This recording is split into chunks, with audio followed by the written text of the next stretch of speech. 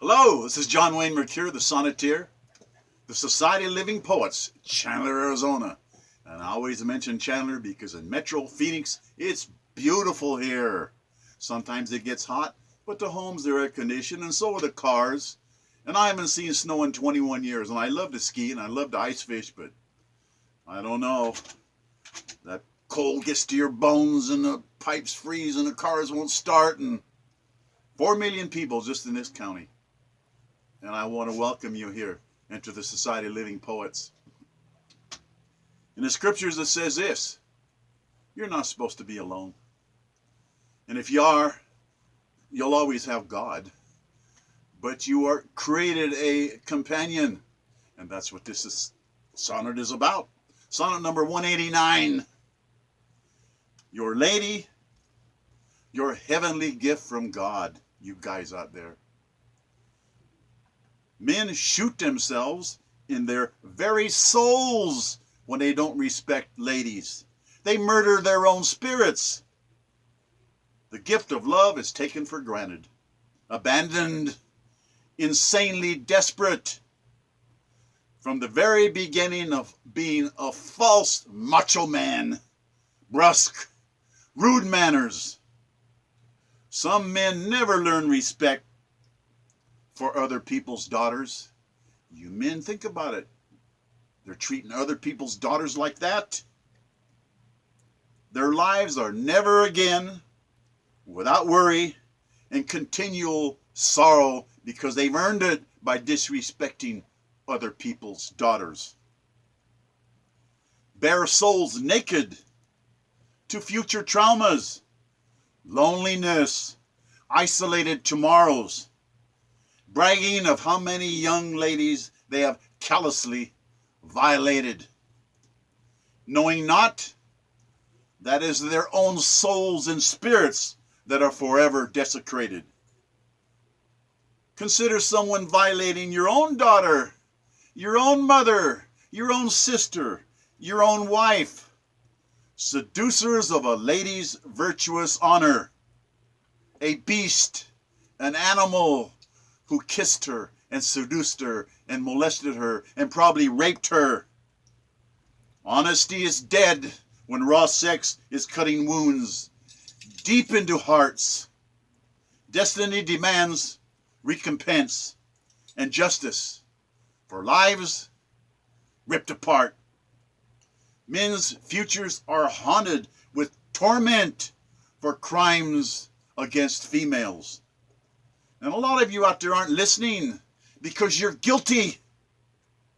The sins of the fathers attached like shadows within Satan's hell.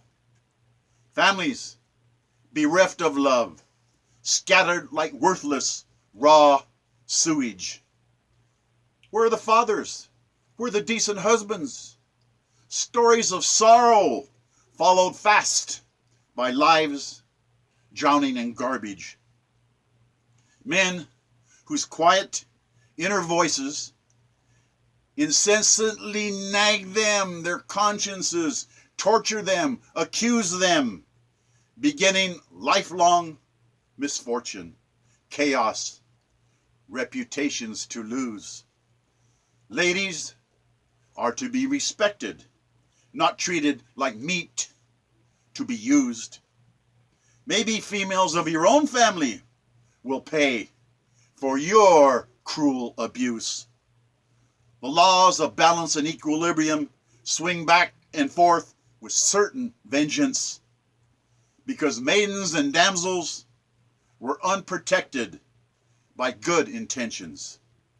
Men by the millions murdering their own eternal souls and peace of mind.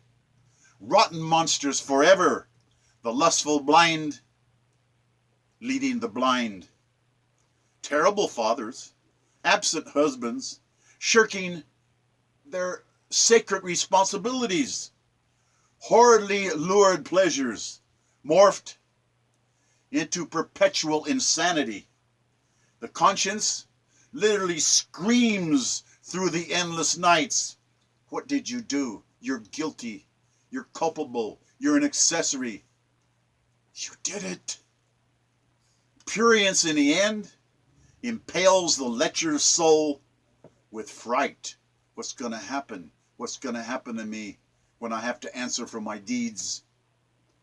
Other people's precious daughters, a treasure sent from heaven, a future mother to be respected and cherished by her children, a precious goddess, an angelic gift from the Garden of Eden.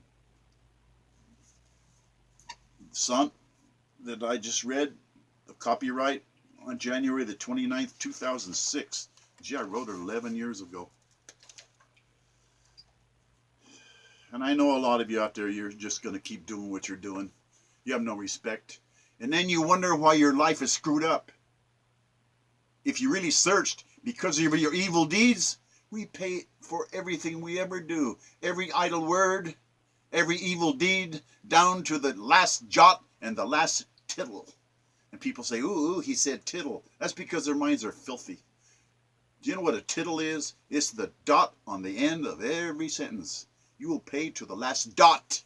And you say, well, I don't believe that. Well, don't believe it. It's okay. It's your life. It's called liberty and freedom that you have abused.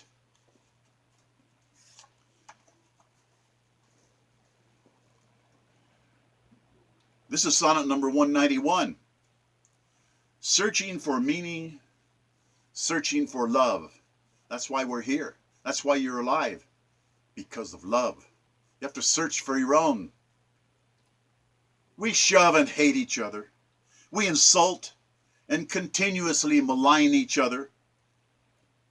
Be we searching sleepless, some malevolent or benevolent sign, looking for a sign, always saying, somebody show me something. What if we will always be alone, flailing and thrashing about in vain? Nuts we become, crazy, unable to handle our isolation and the ugly, ugly pain. Posturing and posing, we present many masks, hiding our true faces, enduring incredible torment, fleeing our most secret places, wrapped in phobias, overwhelming logic, smothering our reason, sapped of our most vital energies, extinguishing our own sun.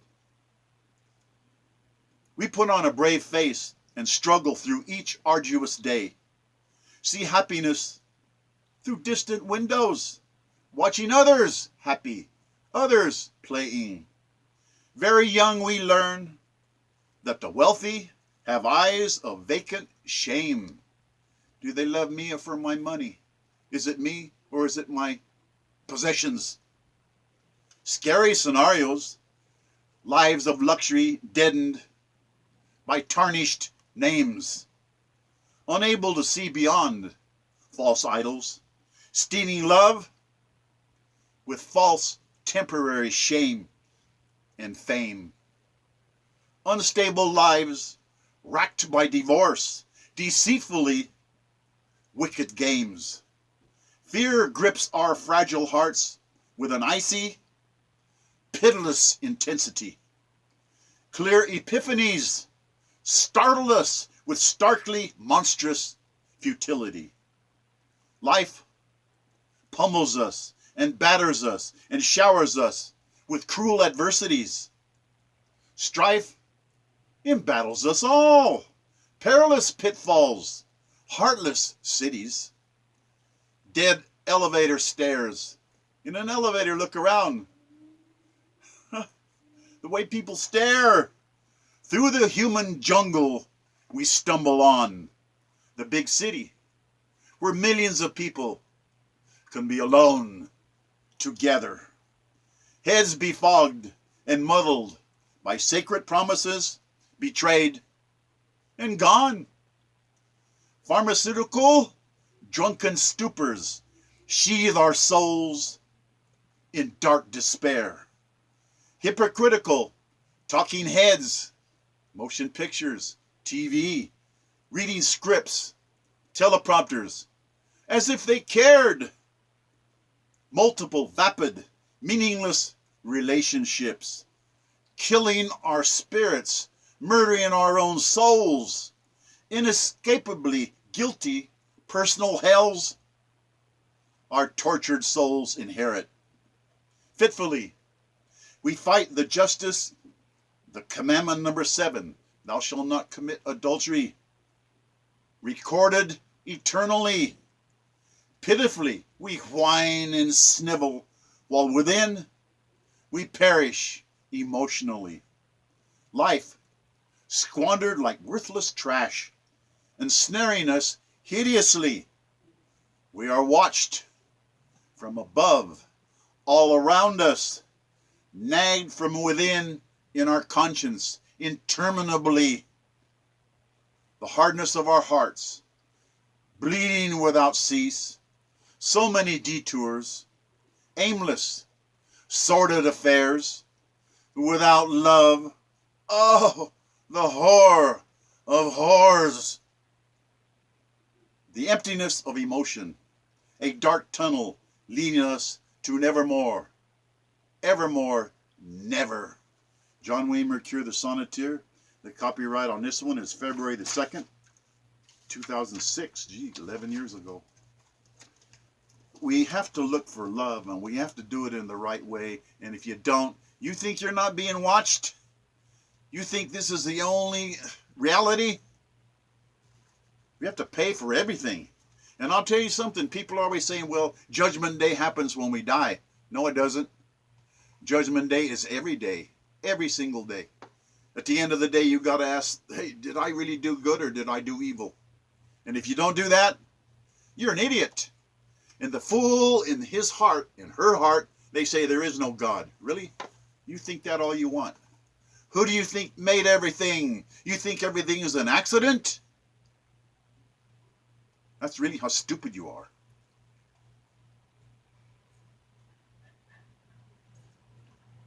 This sonnet, number 115, the oath of sacred honor.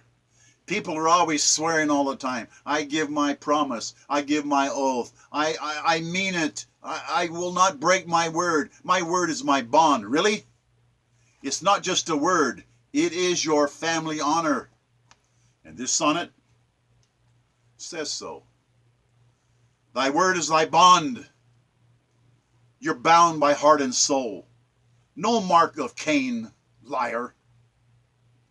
No murder of thy own dearest, most precious soul's honor, your family's honor. No lying is allowed. Haunted conscience, sharp razors of guilt.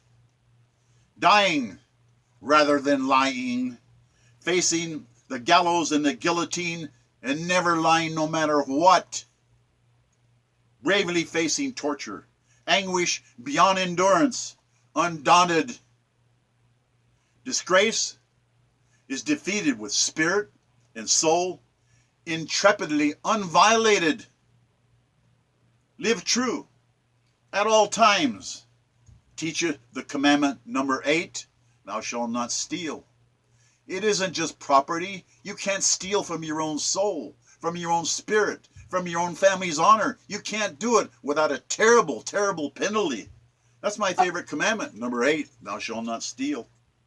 A living oath all adults must honor, no matter how cruel our fate. True to one's soul, goodness pursued, for goodness sake. True to the promise of a clear conscience, honor unforsaken. If I am true to my neighbor, and my neighbor is true to me, true is our harmony together.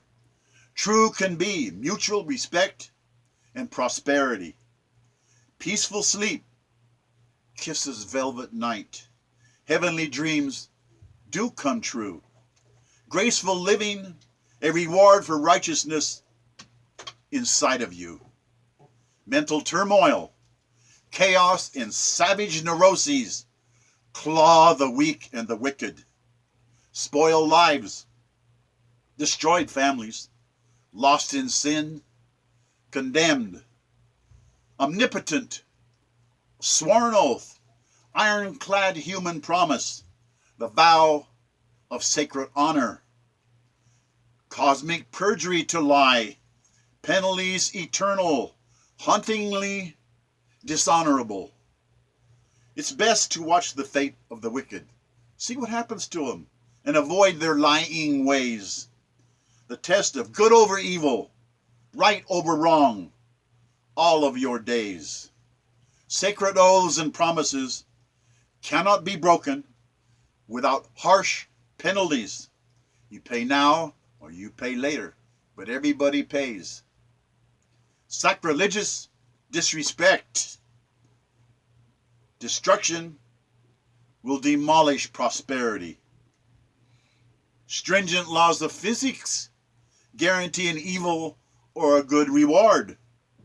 Judgment occurs every day. You better learn to keep your word. The third law of Newtonian physics. For every action, there is an opposite reaction, good or evil.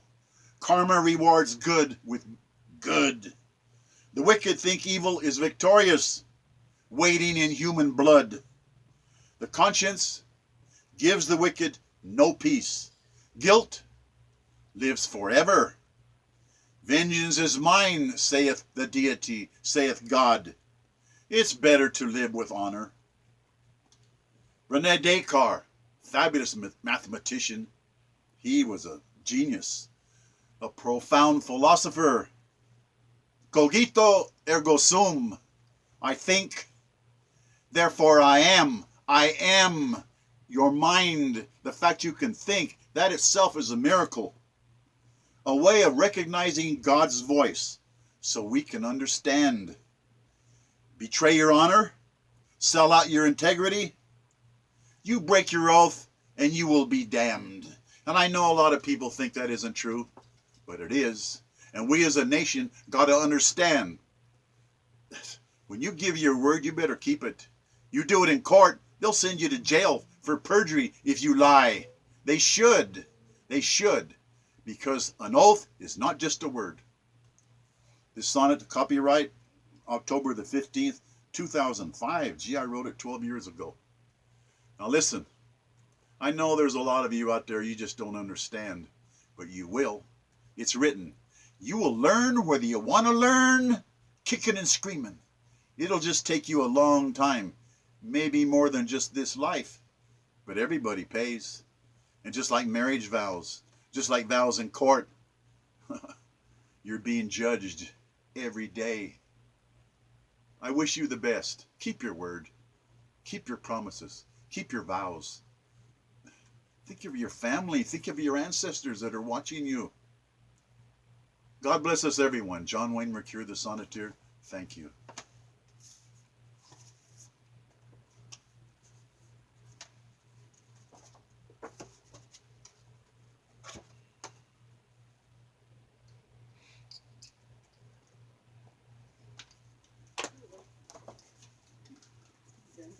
Yep. Cool. Alrighty. Getting your fish ready. Getting your fish ready, Dad.